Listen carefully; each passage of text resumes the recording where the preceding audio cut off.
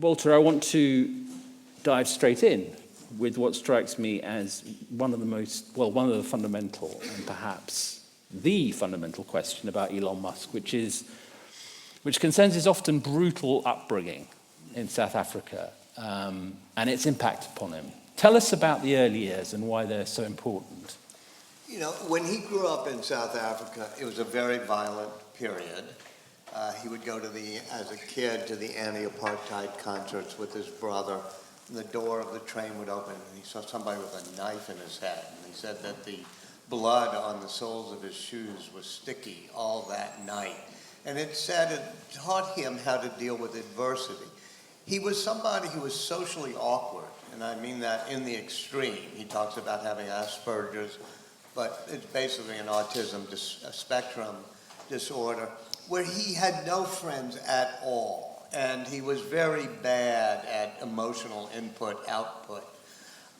And so he was beaten up on the playground all the time. Seriously, as well. I mean, seriously, beaten up once where they pushed him down the concrete steps and bloodied his face so much his brother said he couldn't recognize him, and he was in the hospital for almost a week.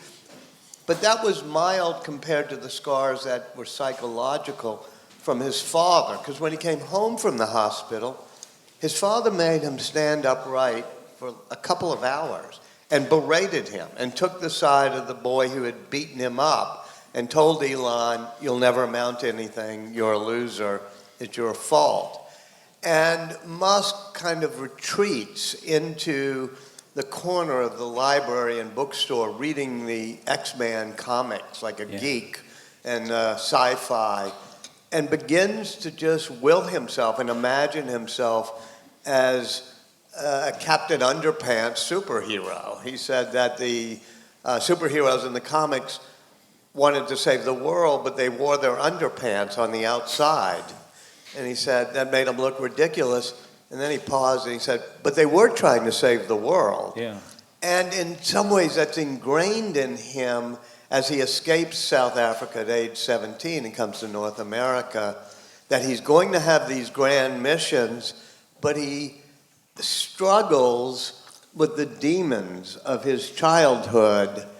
And sometimes, we all have some demons, but either you harness those demons into drives or those demons harness you. And it's, his mom, Mae Musk, said, the thing you have to figure out is the danger that Elon becomes his father. Yes. And is the oldest with trope. whom he shares a birthday.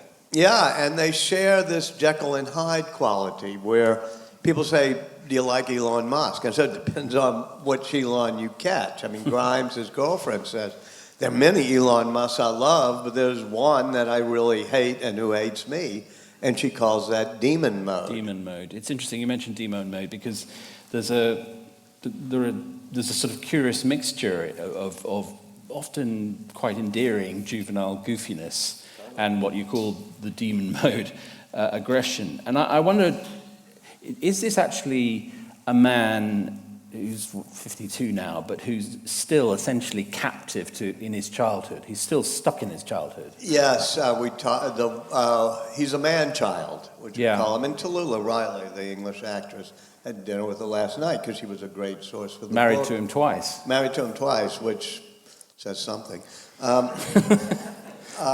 But there is a man-child quality to him where he's extremely impetuous and juvenile and funny and silly.